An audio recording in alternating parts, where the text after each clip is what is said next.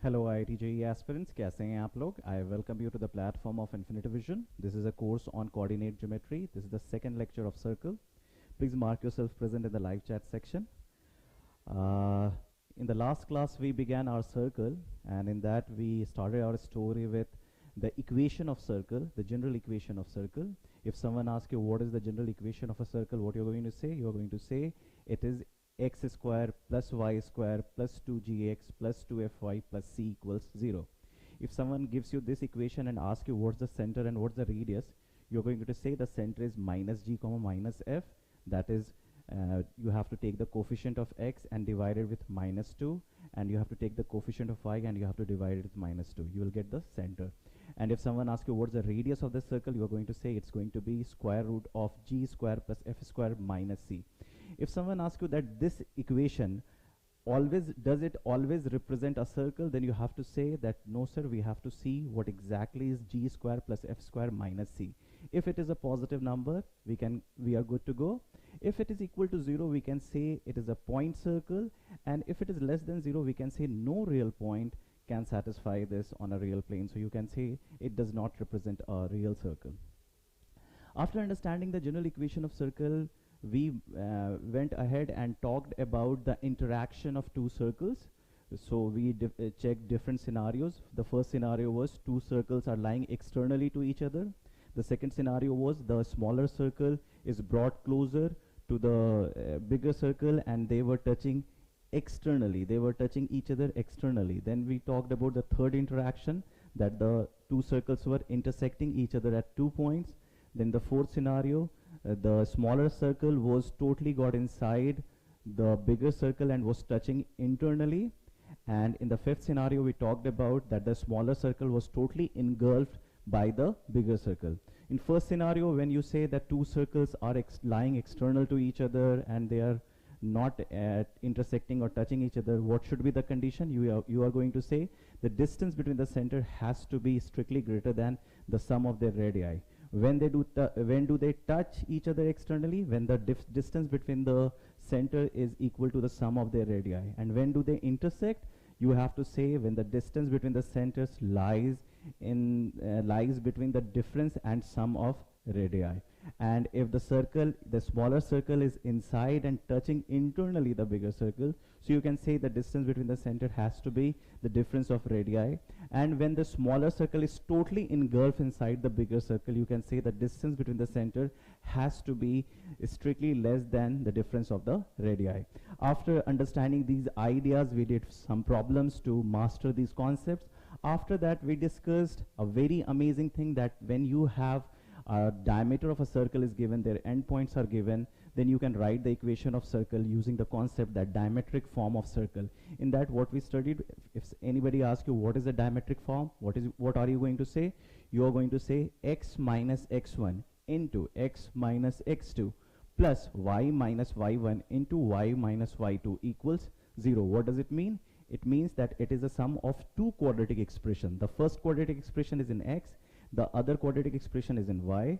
The leading coefficients of both the quadratic expression is 1, and their zeros of first quadratic expression is x1, x2, and the zeros of the second quadratic expression was y1, y2. So you can say the first quadratic expression has abscissas as their zeros, and the second quadratic equation in y has ordinates as their 0. So we understood the idea of diametric form of circle, and then we did a lot of problems in which we learned the amazing ideas of application, where diametric circle was coming very handy and helping us to solve the question in a very short period of time. After understanding the diametric form of circle, we went ahead and we talked about what should be the length of a tangent drawn from a point lying outside the circle. So you know that whenever you find a point lying outside the circle, you can draw two tangents from that, and both the tangents are going to be equal, and the length is going to be square root of x1 square plus y1 square plus 2gx1 plus 2fy1 plus c. Now when you see this expression x1 square plus y1 square plus 2gx1 plus 2fy1 plus c. What is it? It's a power of a point. When you plug x1 y1 in the expression x square plus y square plus 2gx plus 2fy plus c, you say the power of point x1 y1 with respect to the circle x square plus y square plus 2gx plus 2fy plus c is x1 square plus y1 square plus 2gx1 plus 2fy1 plus c, and this real number which you will be getting is called the power. When the power of a point turns out to be a positive, it means the point is lying outside the circle. When the power of point with respect to the circle turns out to be 0, it means that point is lying on the circle. And when the power is negative, it means the point is lying totally inside the circle. After understanding the concept of powers, we went ahead and talked about how to find the length of chord. That was the last section we did. In finding the length of the chord, what we did, when you have a circle and then you have a secant cutting the circle at 2 points, how you are going to find the length of the chord? You use the very simple concept of class 9th, what you said, that if I drop a perpendicular from center to the line, that will bisect the chord in 2 equal parts. Now what you see, that the distance between the center and the line is going to be called as d, the radii is going to be r, and half of chord. These 3 line segments create a right angle triangle, and using the Pythagoras theorem, you said the length of the chord is going to be twice of under root r square minus d square. This is what we learned. But when we talked about the finding the length of chord, you don't only have to study circle. In 2-degree curves, you are going to study circle, parabola, ellipse, hyperbola. So what happens, how to find the length of chord when you are given any 2-degree curve? For that, we use the concept of quadratic equation. What we did, you have an equation of curve, a 2-degree curve, and then a line is intersecting it at 2 points. You can say that x1 y1 and x2 y2, and you have to find the length of x1 y mod AB, which is A is x1 y1 and B is x2 y2. So what you're going to do, how you're going to find the length, you are going to apply the distance formula. That is going to be x1 minus x2 ka whole square plus y1 minus y2 ka whole square. But for that, you need to know what is x1 y1 and x2 y2. But the other idea which we use, that the line which is a secant, you have a slope. Now you know slope is basically rise over run, so you can say y1 minus y2 equals m times x1 minus x2. So what you can do, you can simply replace y1 minus y2 as m into x1 minus x2 in the expression of distance formula. So what you will get, a simplified version, you will get difference of root x1 minus x2 into square root of 1 plus m square. That is also a fantastic method to find the length of the chord for any 2-degree curve. So till here we are done, we are okay. So I'll just move ahead. I hope nobody is having any doubt with this revision. Okay. Now let's say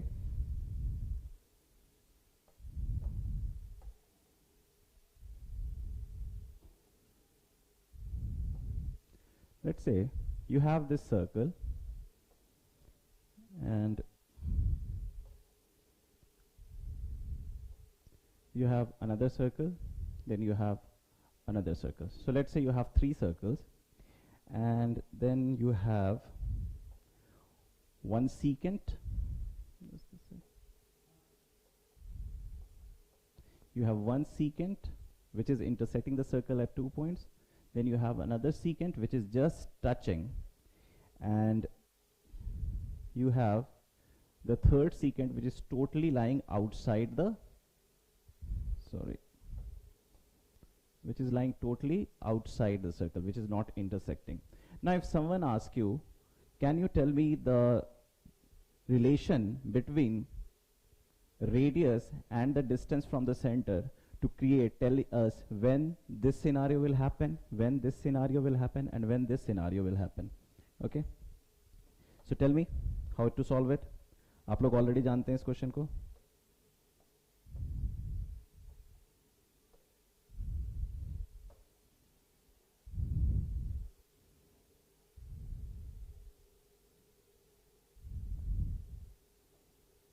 Volume is fine. Okay. Initially it was low or what? It's good. Okay. Okay. Now if someone asks you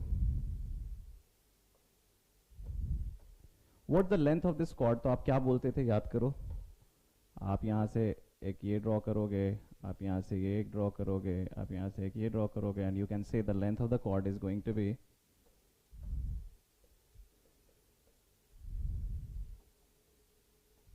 twice of under root r square minus d square. This is what you did, right? Same way, what you can see that if you apply the same concept, the length of chord here,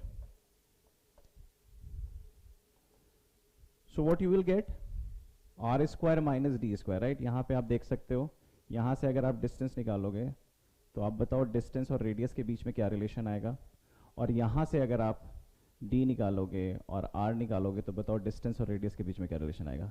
तो ये तो clear case है, आप कह सकते हो r square would be strictly greater than d square, and for this you can say r square would be equal to d square, and for this you can say r square is strictly less than d square. So someone asks you when can you say a secant is intersecting a line, when a secant is becoming a tangent to a circle, and when a secant is do not touch the circle and goes totally outside. तो आप circle के case में सीधे कह सकते हो कि sir जब r square is strictly greater than d square तो मतलब कॉर्ड बनाएगा, जब r square is equal to d square तो आप बोल सकते हो it will touch, and when r square is strictly less than d square तो आप कह सकते हो इट विल. कहां से आया ये कहानी, यहां से आई. बट द क्वेश्चन इज कि जैसा कि आपको मैं बार बार कह रहा हूं कि आपसे सिर्फ सर्कल के सवाल नहीं पूछे जाएंगे, आपसे क्या क्या पूछे जाएंगे, आपसे किसी भी कर्व के सवाल पूछे जा सकते हैं. मान लो ये आपका कर्व है, कोई पैराबोला है, एलिप्स है, मान लो ये आपके 3 कर्व हैं. नाउ सोच के बताना, सोच के बताना कि कब ये 2 पॉइंट पे इंटरसेक्ट करेगा, कब ये 1 पॉइंट पे टच करेगा, और कब ये बिल्कुल भी इंटरसेक्ट नहीं करेगा. बताओ ये तीनों सिनारियों में क्या क्या होगा, कैसे पता करोगे? Anyone?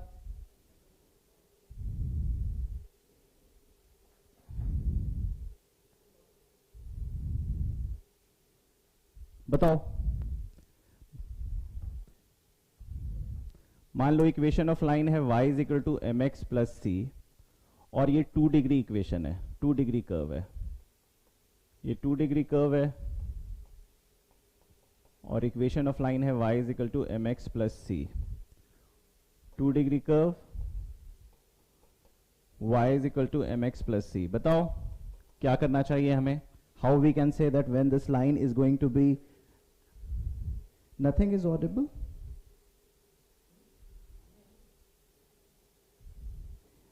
Everybody can listen to me?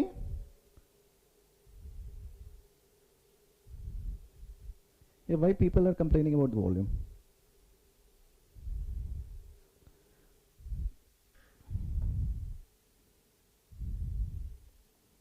बताओ क्या करना चाहिए हमें?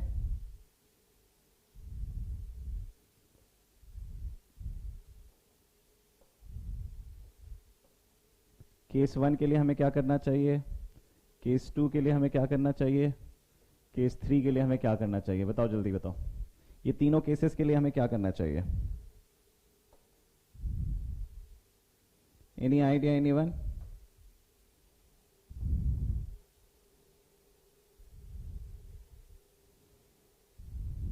Should I stop the lecture? नहीं तो why people are saying that volume is low?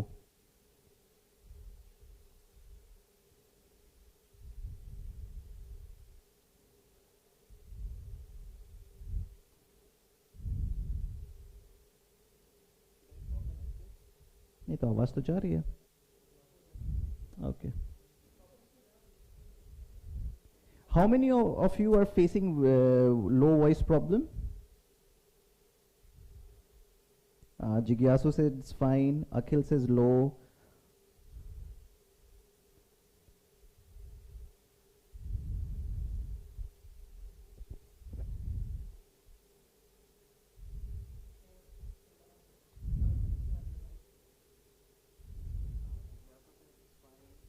I can listen to my voice, but it is relatively low, what we nearly. Okay. Just find out the problem. Okay. So Jigyasu says that we have to find the distance between. We cannot find the distance because the curve is not a circle, right? Here the curve is not a circle. What you got? A 2-degree curve. It's any 2-degree curve. So this, whatever we are going to discuss right now, it is valid for any 2-degree curve. तो क्या करना चाहिए? अगर आप लोगों ने quadratic equation chapter पढ़ा है तो आपको पता है y is equal to mx plus c को आप प्लेस कर दोगे 2-डिग्री कर्व में. प्लेस कर दिया. प्लेस करने के बाद क्या होगा? आप मिलेगा आपको क्वाड्रेटिक एक्सप्रेशन इन x. क्या मिलेगा? Quadratic expression in x. अगर आप y को y is equal to mx plus c को 2-डिग्री कर्व में डाल दोगे तो you will get a quadratic expression in x. वो जो भी क्वाड्रेटिक एक्सप्रेशन इन x बनेगा उसका डिस्क्रिमिनेंट अगर स्ट्रिक्टली ग्रेटर देन 0 है तो इसका मतलब क्या है? That line is intersecting the curve at 2 point. when discriminant is equal to 0, it means that line is just touching the curve. It means that it has become a tangent. And when it is going without intersecting, you say discriminant has to be strictly less than 0. So when an equation of a line is given and when a equation of curve, a 2-degree curve is given, what you need to do, you need to substitute y in terms of x from line to the curve. You will get a quadratic expression in x. You just need to find the discriminant. And if the discriminant is strictly greater than 0, you can say this is the answer. When it is d is equal to 0, you can say that line is acting as a tangent to the curve. And when you say d is less than 0, strictly less than 0, it means the line is not at all intersecting. जैसा कि आप देख सकते हो, circle के लिए हमने ये मेथड जो किया था, ये सर्कल के लिए भी जो ये वैलिड, इसके लिए अगर आप y is equal to mx plus c circle के इक्वेशन में भी डाल दोगे तो you will get a quadratic equation. Quadratic equation में अगर डिस्क्रिमिनेंट स्ट्रिक्टली ग्रेटर देन 0 है, डिस्क्रिमिनेंट 0 है और डिस्क्रिमिनेंट स्ट्रिक्टली लेस देन 0 है, तो what we learned right now is valid for any 2-degree curve. Okay बच्चे लोग?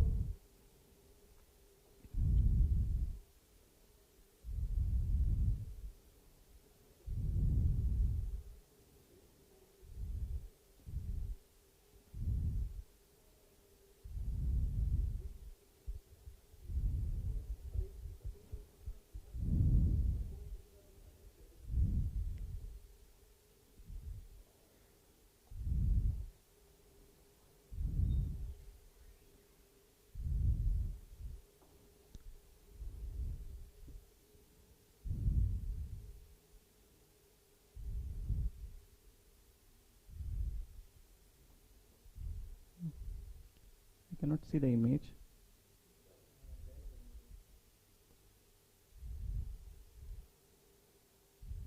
Okay. So this was 46th. It's not in order.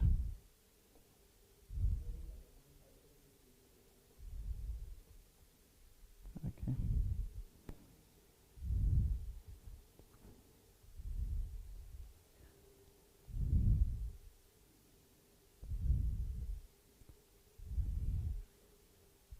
If you remember, this was the idea, right? Those can see.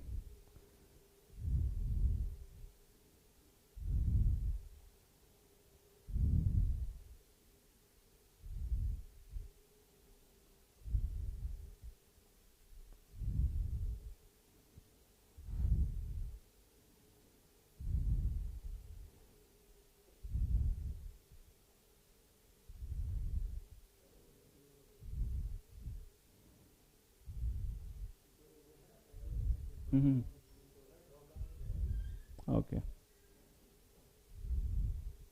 So you can see these are the two things which we talked right now. Okay. So please note down, जो बच्चे नहीं लिख पाए, they can see what we talked. We talked about that the distance concept. आप कह सकते हो r square minus d square तो आपको ये मिला, ये मिला, ये मिला।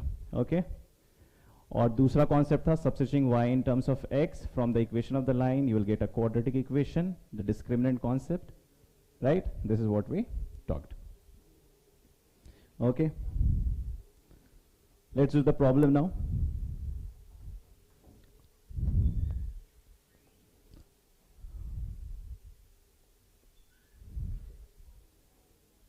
Okay.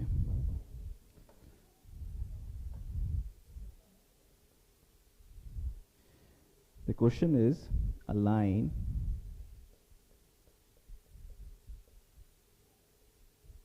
y is equal to 2 root 2x plus 1 intersects a curve at 2 points A and B. You have to find the length of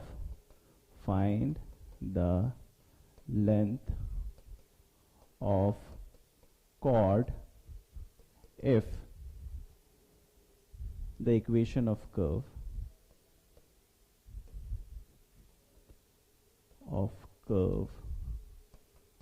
is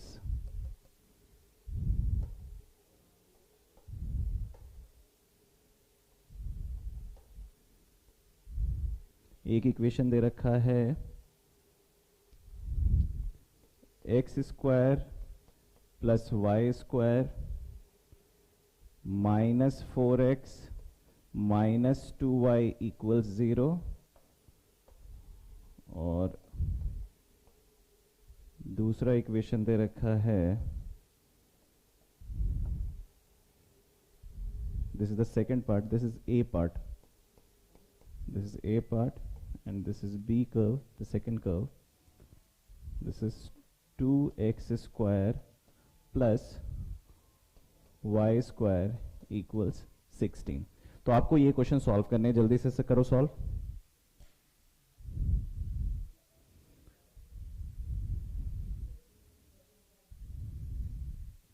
सो पहला सवाल तो बहुत ही आसान है, आप सीधे वो जो आपने last time length of chord पढ़ा होगा उससे आप निकल जाएगा, है ना, क्योंकि सर्कल दे रखा है। So you know how to find the length of the chord. क्या निकालते हो? Distance from the centre to the line आप निकाल लेते हो, that is d. Radius of the circle आप इक्वेशन देके बता सकते हो। इसका आप तुरंत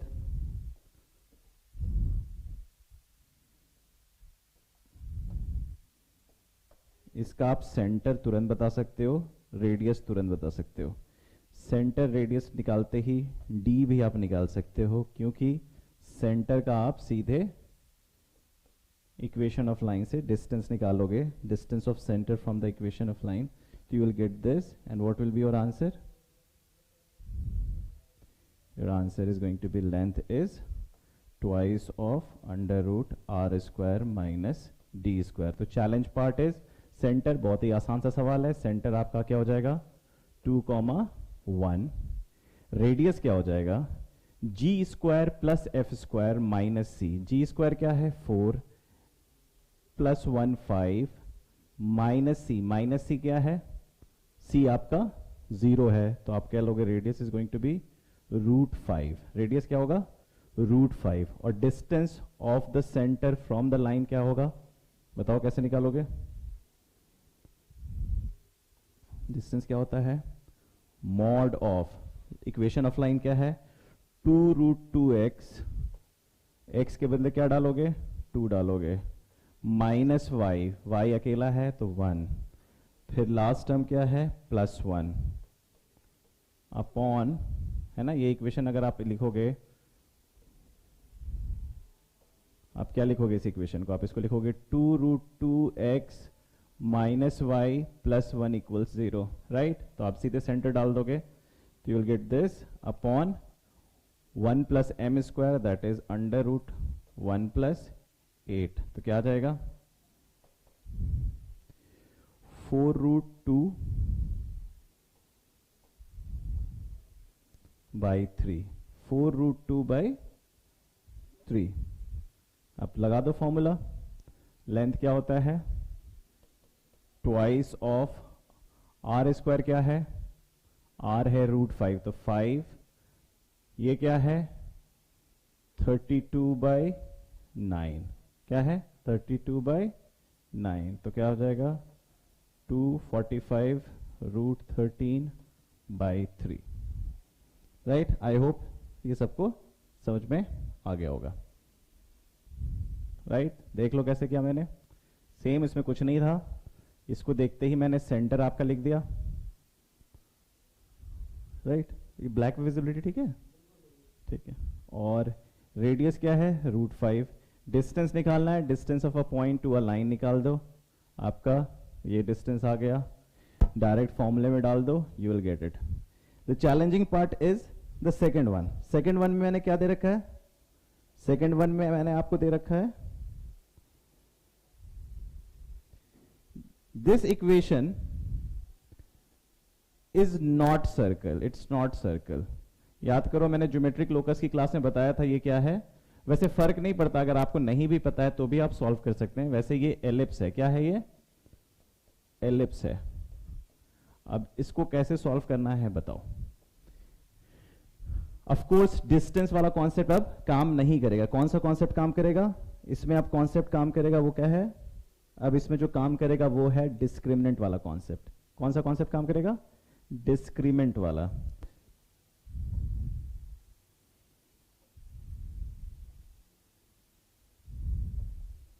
डिस्क्रिमिनेंट वाला कॉन्सेप्ट अगर आप सॉल्व करते हो डिस्क्रिमिनेंट से, आप देखो सबसे पहले ये देखो,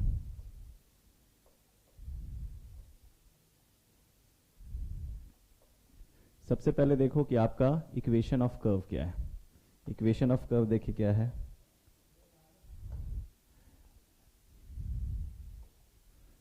to x square plus y square is equal to 16, this is the equation of curve. और अगर आपसे पूछा जाए कि इक्वेशन ऑफ लाइन क्या है, तो आपको पता है y is equal to 2√2x plus 1, right, this is your y। So what you need to do, you need to create a quadratic. अब क्वाड्रेटिक बनाओगे तो क्या क्वाड्रेटिक बनेगा बताओ, बताओ कैसा क्वाड्रेटिक बनेगा।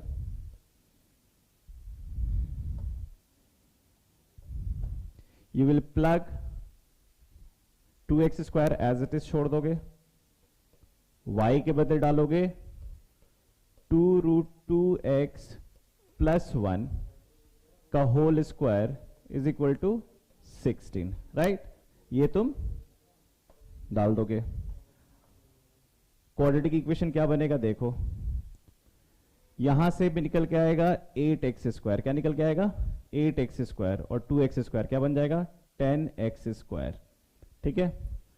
अगर आप देखोगे कोफिशिएंट ऑफ x तो देखोगे 4√2x आएगा, 4√2x आएगा, और कांस्टेंट यहां से 1 है, वहां से आएगा 16, तो क्या हो जाएगा -15, राइट। आई एम श्योर ये सब लोग लिख पा रहे होंगे, ये क्वाड्रेटिक इक्वेशन सब लोग लिख पा रहे होंगे।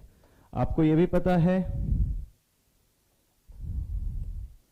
लेंथ ऑफ कॉर्ड हमने क्या बताया था, लेंथ ऑफ कॉर्ड हमने बताया था x1 माइनस x2 का mod into √1 plus m square, right.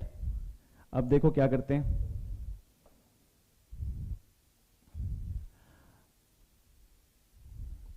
Difference of root हमें चाहिए, राइट। अब इस क्वाड्रेटिक इक्वेशन से, इस क्वाड्रेटिक इक्वेशन से डिफरेंस ऑफ रूट कैसे निकालोगे बताओ। Mod x1 minus x2 would be equal to sum square minus 4 times product. Sum क्या आएगा देखो, 4√2 minus 4√2 by 10, that is going to be 32 by 100, 32 by 100, and the product is going to be minus 15 by 10 into 4, that is going to be minus 15 by 10 into -4, तो क्या बन गया? You just got 6. So you'll get root 632 by 10. This is the difference of root. Now you'll just put it in here. तो देखो क्या हो जाएगा answer, यहां पे लिख देता हूं मैं. Volume is fine now.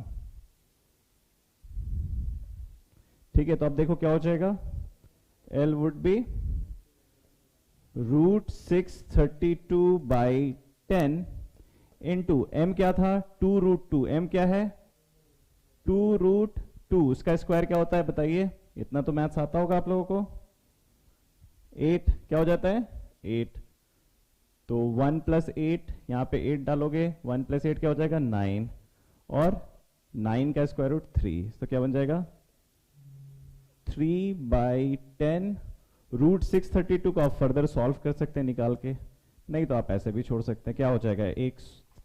316 158, 316 158. So 3 into 2 by 10, 316 158. So this is going to be your answer. Okay.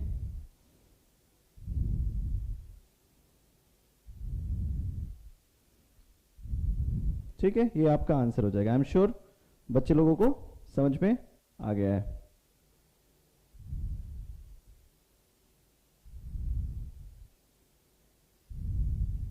सो ये छोटी छोटी मिस्टेक्स आपको नहीं करनी है, राइट? देख लो सब लोग अपना इंटरनेट से सर्व कर लो, क्योंकि सारी चीजें ठीक चल रही है. There is no lag and all. आप लोग सब अपना इंटरनेट चेक कर लो, है ना? Okay, let's do one more problem.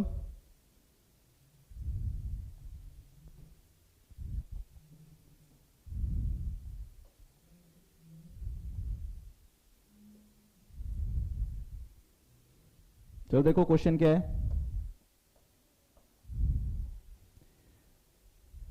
ये वीडियो थोड़ा सा वो नहीं हो रहा है, ऐसा क्यों हो रहा है?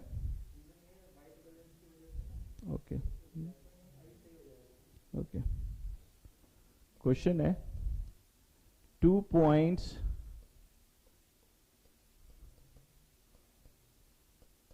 A and B. 2 points A and B lie on the curve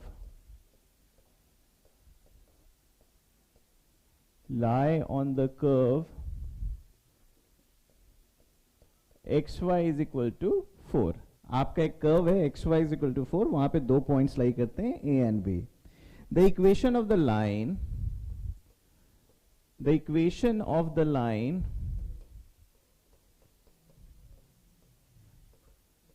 joining A and B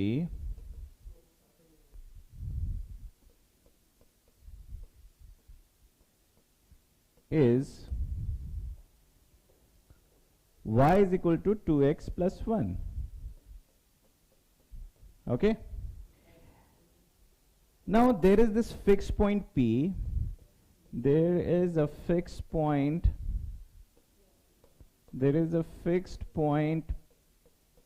P whose coordinate is 1, 0. Check whether angle APB is acute, right or obtuse. बताओ. 2 points A and B lie on the curve xy is equal to 4 and the equation of the line joining A and B is y is equal to 2x plus 1. There is a fixed point P whose coordinates are 1, 0. Check whether the angle APB is acute, right or obtuse. Okay. Now how to handle this problem? सोचो. अगर मैं एकदम basic तरीके से without any tricks and trade अगर जाऊं तो इस क्वेश्चन को मैं सॉल्व करूंगा एक मेथड से. पहले वो बता देता हूं वो मेथड क्या होगा. और वो मेथड बेसिकली बहुत अच्छा मेथड नहीं है, क्योंकि आपसे स्पेसिफिक एंगल नहीं पूछा गया है. आपसे बस ये पूछा गया है कि you have to check whether the angle is acute, right और ऑब्ट्यूज। याद करो हमने कोऑर्डिनेट ज्योमेट्री की फर्स्ट सेक्शन में, जब हमने कोऑर्डिनेट ज्योमेट्री 1 में जब हम स्ट्रेट लाइन और बेसिक कोऑर्डिनेट पढ़ रहे थे, तो आपको 3 पॉइंट्स दिए थे मैंने ट्राइंगल के, और आपसे पूछा था when theta is acute, obtuse और राइट। तो उसमें आपने वेक्टर का कॉन्सेप्ट यूज किया था, राइट। अभी यहां पे आप अगर उस मेथड को सॉल्व करने के लिए जाएंगे तो आपको क्या क्या करना पड़ेगा। आपको इस लाइन की इक्वेशन को इसमें फीड इन करना पड़ेगा, and then you will get the solution. x1 x2 मिलेगा तुम्हें, फिर y1 y2 मिलेगा, राइट। और फिर उसके बाद तुम्हारे को 2 पॉइंट मिल गया x1 y1 x2 y2, और p ऑलरेडी दिया हुआ है, then you can do it. That problem is going to take lot of time, but और क्वेश्चन क्या है, आपसे पूछा गया है कि एक्यूट, राइट, ऑब्ट्यूज। तो अगर आप सॉल्व करने जाओगे तो वैसे ये तो बड़ा आसान सा इक्वेशन दे रखा है, तो आप x को तो ऐसे छोड़ दो, y को लिख दो 2x plus 1 is equal to 4। ये क्वाड्रेटिक सॉल्व करके आप अपना x1 और x2 निकाल लोगे। x1 x2 जैसे निकाल लोगे आप इक्वेशन में डालोगे, इक्वेशन में डालोगे तो आपको y1 और y2 मिल जाएगा। And then what you can do, you can simply say that okay, let's say this is a, this is b and this is p is 1 comma 0, a is x1 comma y1, x2 comma y2, and आपको ये angle निकालना है, तो आप इसको fulcrum मान के ऐसे आप एक ये कर दोगे कि ये डिफाइन कर दोगे, और आप डॉट प्रोडक्ट निकाल दोगे कि ओके PA डॉट PB क्या निकल के आया। तो मतलब आप देख रहे हो कि कैलकुलेशन बहुत ज्यादा है इसमें, राइट। मेथड 2 की हम बात करेंगे, तो मेथड 2 है, उसमें हम सिर्फ 2 कॉन्सेप्ट यूज करेंगे, वो देखिए क्या। Let's talk about method 2। Method 1 में आई एम श्योर आपको पता चल चुका है, एंड डेफिनेटली अभी तो प्यारा सा इक्वेशन है तो आपने सॉल्व कर दिया। हमेशा आपको इतने प्यारे क्वाड्रेटिक इक्वेशन मिलेंगे नहीं, बड़े रूट वाले नंबर मिलेंगे, इरैशनल नंबर्स मिलेंगे, तो फिर कहीं ना कहीं ये मेथड एक लंबा मेथड हो जाएगा। तो इसको हैंडल करने के लिए एक और जो मेथड है वो देखिए। अगर आपको याद हो क्लास, अगर आपको क्लास 9th की सर्कल क्लास याद हो, तो आप जानते थे, अगर आप बेसिक बात करोगे सर्कल की, तो आप देख सकते हो, जैसे मैं बात करूं कि अगर आप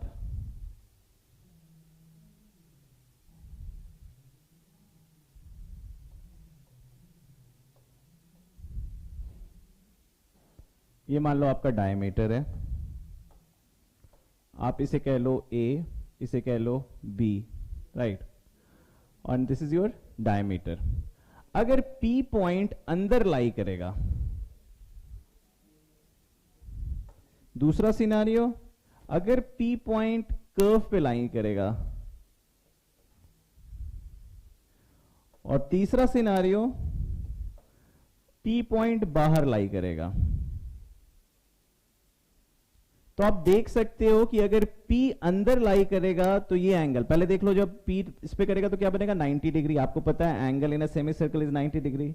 डेफिनेटली जब बाहर जाएगा तो क्या बन जाएगा एक्यूट, और अगर अंदर रहेगा तो क्या बनेगा ऑब्ट्यूज, राइट। तो ये कॉन्सेप्ट को समझते हुए हम इस क्वेश्चन को बड़े आराम से सॉल्व कर सकते हैं। कैसे, देखिए हमने डायमेट्रिक फॉर्म किया था, आपके पास क्या दे रखा है इक्वेशन, डायमेट्रिक फॉर्म से सॉल्व करेंगे हम। तो आपको दे रखा है xy इज इक्वल टू 4, और दूसरा दे रखा है y is equal to 2x plus 1। पहले आप क्वाड्रेटिक इक्वेशन इन x लिख लो। क्वाड्रेटिक इक्वेशन इन x क्या हो जाएगा, x को छोड़ दो, y के बदले यहां पे लिख दो 2x प्लस 1 माइनस 4। ये हो गया क्वाड्रेटिक एक्सप्रेशन, यहां पे से क्वाड्रेटिक एक्सप्रेशन इन x आ गया।